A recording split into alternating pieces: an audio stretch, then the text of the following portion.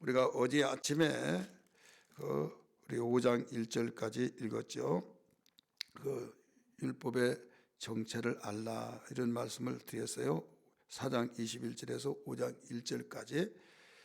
그러면서 율법의 정체를 알면 복음의 정체가 뭐라는 것을 알려주고 있다는 것을 말씀을 드렸습니다. 지금 왜 이런 문제가 나왔냐? 갈라디아 교회가 이미 수없이 몇 시간마다 말씀을 드린데 잘 건강한 교회로서 성장하고 있는데 율법주의자들이 들어와 가지고 율법을 중심해서 가리키고 또 그들이 말을 잘하고 또 무언가 유익이 있는가 하면 그들은 유대 전통적으로 모세부터 시작해서 계속 수천 년 동안 율법을 가지고 생활했다 이거죠.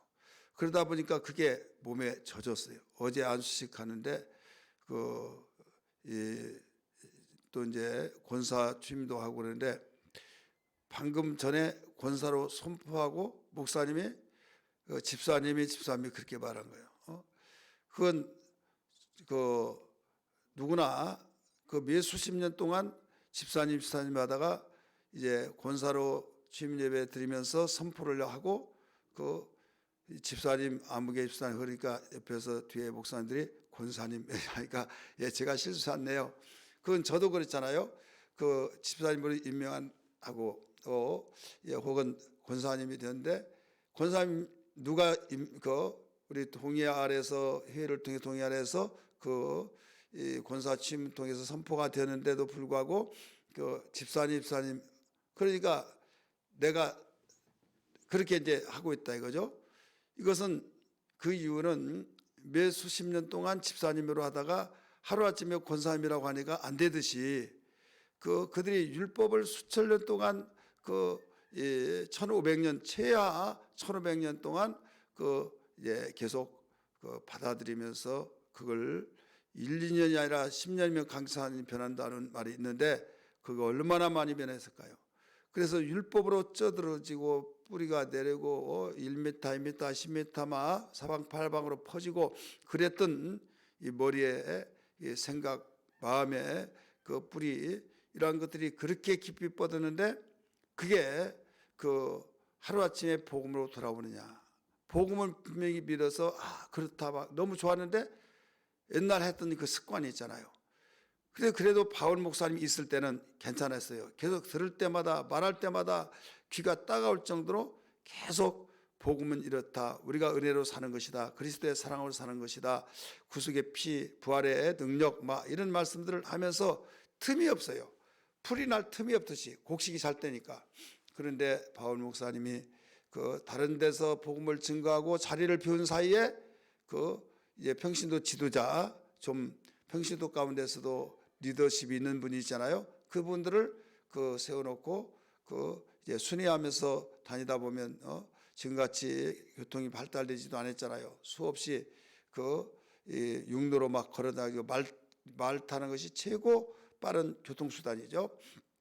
그런 가운데 한번 순회하고 오면 몇 달이 걸릴 수도 있고 몇 년이 걸릴 수도 있고 가지 못하고 인편을 통해서 알기도 하고 그런데 거기에 갈라디아 교회가 유대주의자들의 그들이 들어오더니 그들이 이제 교회 생활 가리키면서 율법을 가리키고 있다 이게 율법을.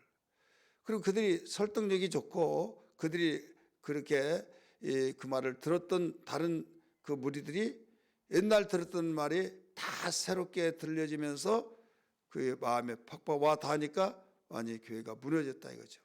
그러니까 이 갈라디아 교회의 문제는 율법주의자들의 거짓 선자들이 와가지고 무너졌다. 그래서 계속 바울은 율법이 뭐고 복음은 뭐다. 은혜가 뭐고 이 율법이 뭐냐 이걸 비교하면서 계속 가르쳐 준 거예요. 그래서 율법의 정체가 뭐냐 어제 아침에 가르쳐 주면서 복음을 맨 끝에 한 단락에서 5장 1절을 가르쳐 줬잖아요. 그래서 5장 1절을 우리 접하에서 오늘 또 보고 있습니다. 그리스도께서 우리를 자유롭게 하려고 자유를 주셨으니 그러므로 굳건하게 서서 다시는 종의 멍에를 매지 마라. 여기는 율법의 종이 되어서 멍에를 매지 말아라.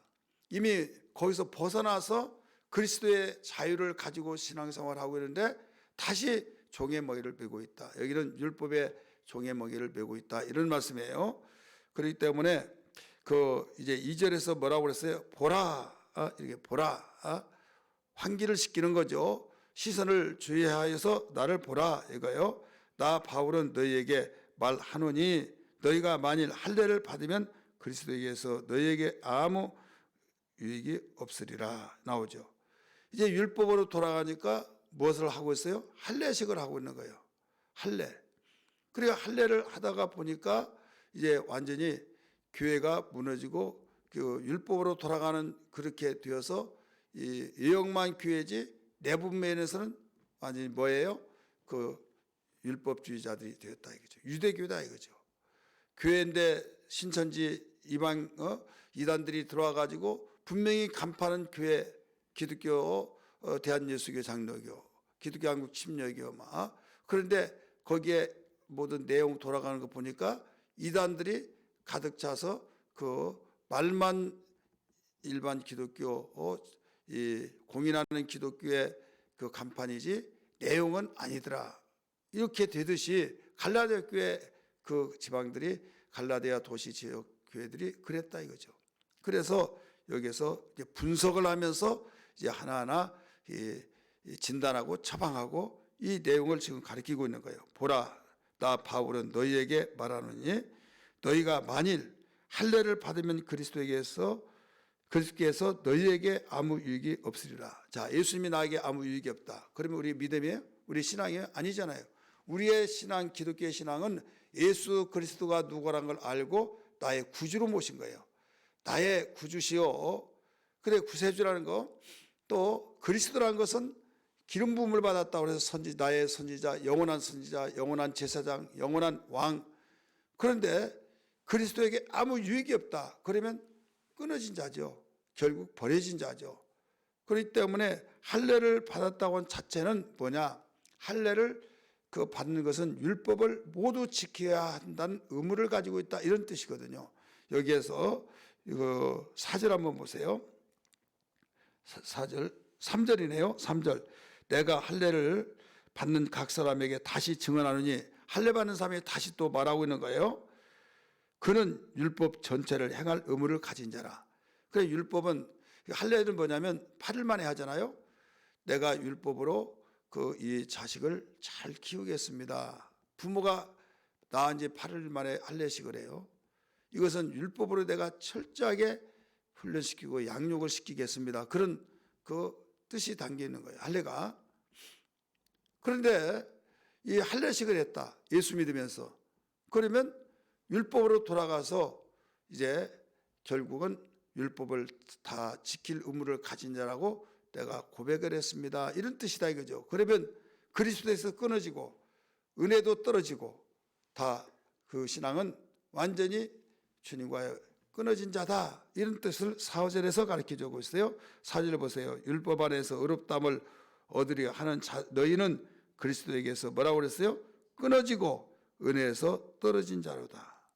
그렇기 때문에 이 율법 신앙은 절대 너희를 구원할 수 없고 율법으로 의롭다함을 얻으려고 지금 할례를 하고 있는데 그러면 너는 예수님이 우리의 죄를 해결해 주셨고 우리의 죄의 문제를 해결해 줬다는 그 증거로 부활하셨고 부활하심으로 생명력이 있던 예수를 모시고 내가 살기 때문에 주님이 내 안에 내가 그 안에 하나가 되는데 그에서 끊어졌다. 가지가 나무에서 끊어지면 버려지잖아요. 은혜에서 떨어졌다. 이제 은혜의 공급받는 것이 끊어졌다 이거죠. 그러면 결국 너희는 죽는 자다. 버려진 자다. 이거예요. 지옥 갈 자다. 이거예요. 그렇기 때문에 율법 안에서 내가 살겠습니다. 율법으로 내가 모든 율법을 지키며 살겠습니다. 이런 고백으로 할례식을 받았지 않느냐? 할례라는 것이 그 뜻이다 이거예요. 그런데 할례식을 해? 이거예요. 교회에서 할례식을 하냐? 아니다 이거예요. 우리는 오직 의의 소망을 기다린 것이다. 왜? 우리가 의롭다함을 얻은 육체이기 때문에 우리가 의롭다함을 얻은 신앙이기 때문에 우리가 주님 앞에 섰을 때 죄인 된다면 고개 숙이고 무서워서 벌벌 떨지만은 죄가 없고 기다렸다고 나면 기뻐서 설레면서 기다리겠어요? 안 기다리겠어요? 기다리죠. 그래서 여기에 5절에서 그렇게 가르쳐 준 거예요. 우리가 성령으로 믿음을 따라 의의 소망을 기다리노니. 의의 소망. 여러분, 의의 소망은요, 설렘과 두근두근하고 감격 속에, 감동 속에 지금 사모하면서 기다린 거예요. 이게 당당하니까 바로 하나님과의 하나 됐다는 뜻을 여기서 보여주고 있잖아요. 성령 안에서 우리 믿음을 따라서 소망을 기다린 것이 우리의 믿음이다.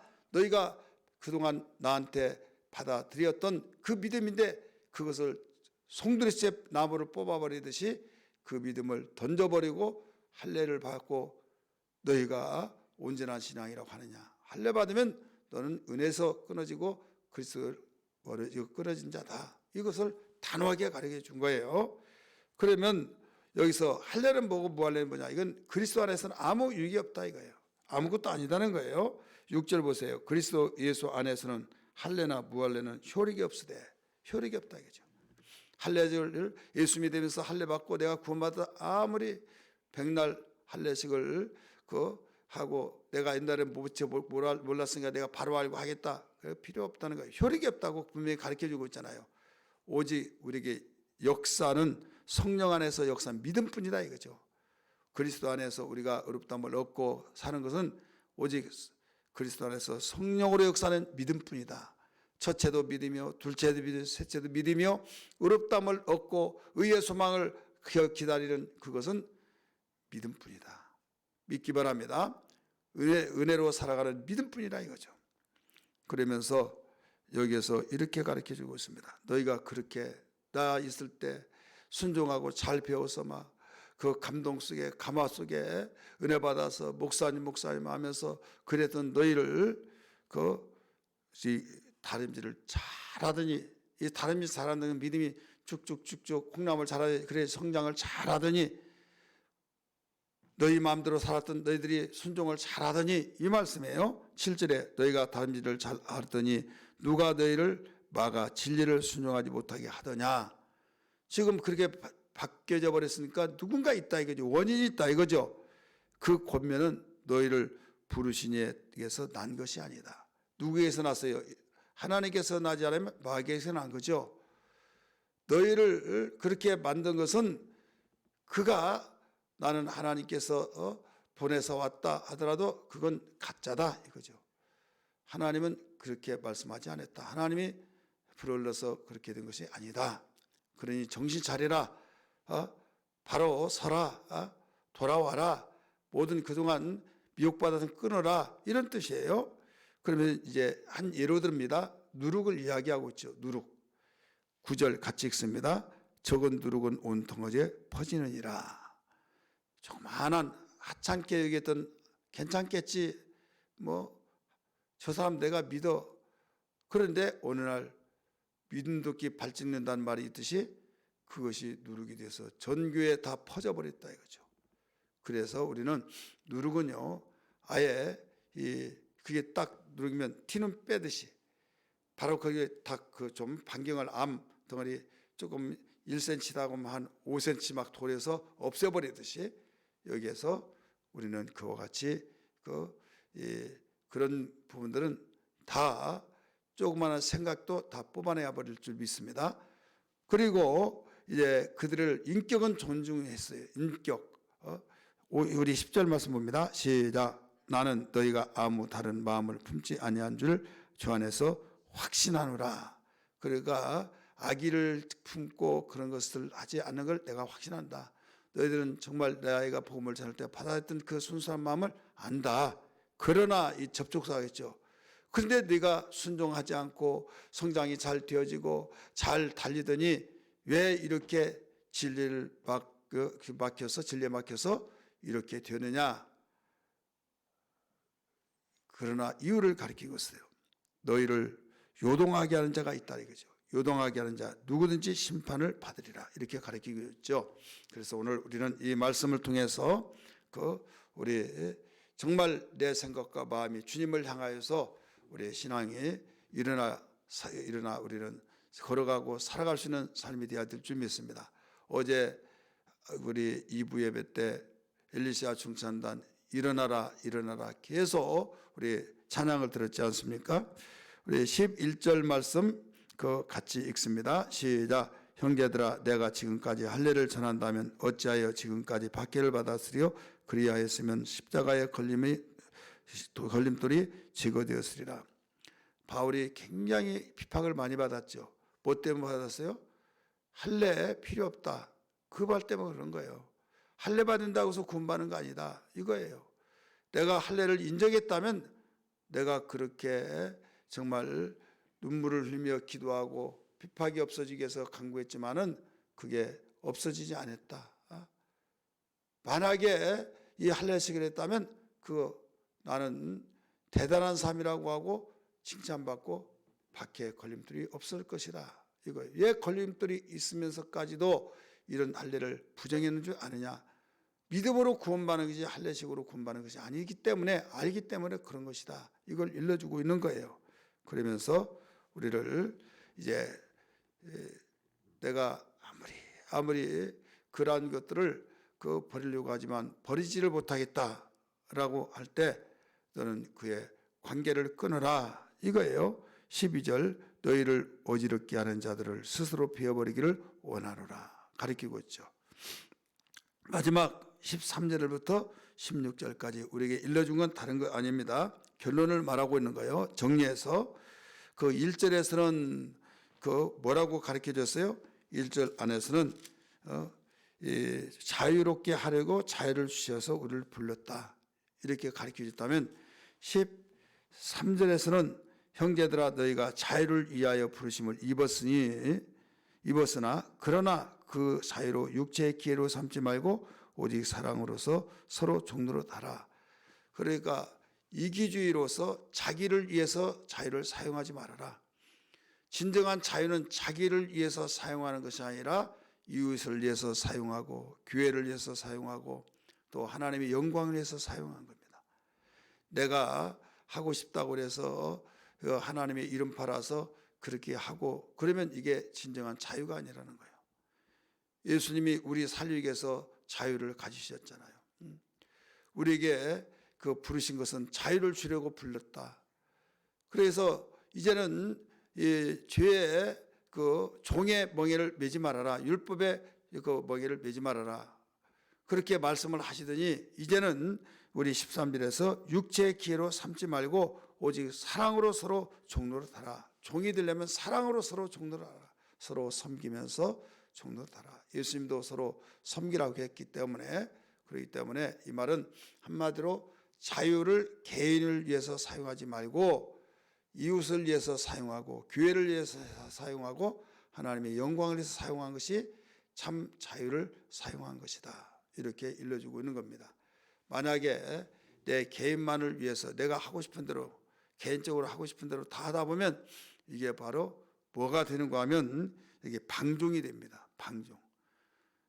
분명히 이건 하지 말아야 하는데 내가 너무 좋아서 해요. 그러면 이것이 하나님 영광을 가리기도 되고 또 하나님께서 기뻐하지 않는 일이라고 한다면 성령이 탄식하시고 성령이 근심하시고 그러면 나는 좋아서 했는데 내 자유니까 근데 내 안에 성령은 탄식하시고 슬퍼하시고 근심하시고 그러면 내가 자유에 있으면 기뻐해야 하잖아요. 그런데 마음에서는 그렇지 않다. 이건 자유를 잘못 사용하고 있다. 죄의 종이 되어서 그랬다. 율법의 종이 되어서 그렇다. 종의 멍에를 베어서 그렇다. 그래서 종의 멍에를 정말 멍에를 베려면 사랑으로서 종이 되어라. 이거예요. 주님이 사랑의 종이 되어서 십자가에 죽으시고 우리를 살려낸 것처럼 이것이 진정한 참 자유라는 것을 믿기 바랍니다. 할렐루야. 그러기 위해서는 예수님께 붙어 있어야만 됩니다. 또 은혜 떨어지지 않고 은혜 안에 있어야만 됩니다. 가지가 나무에 붙어 있으면 과실을 저절로 맺나니 끊어지면 안 된다 이거죠. 그리고 율법에서 사는 것을 너 율법을 산다는 고백이 뭐냐? 할례다 이거죠. 침례받는 것은 뭐예요? 내가 선한 양심을 찾아가는 것이라고 그랬어요. 선한 양심으로 하나님을 찾아가는 것. 너는 죄로 저 가운데서 죽었고 예수 안에 죽었고 예수 안에서 새 생명 얻었으니, 새 생명 얻었으니까 내가 아버지가 이제 하나님이 되니까 하나님 부모의 생각이 항상 되잖아요. 하나님 생각으로 하나님을 바라보며 나가는 것이에요. 베드로전서 3장 21절에.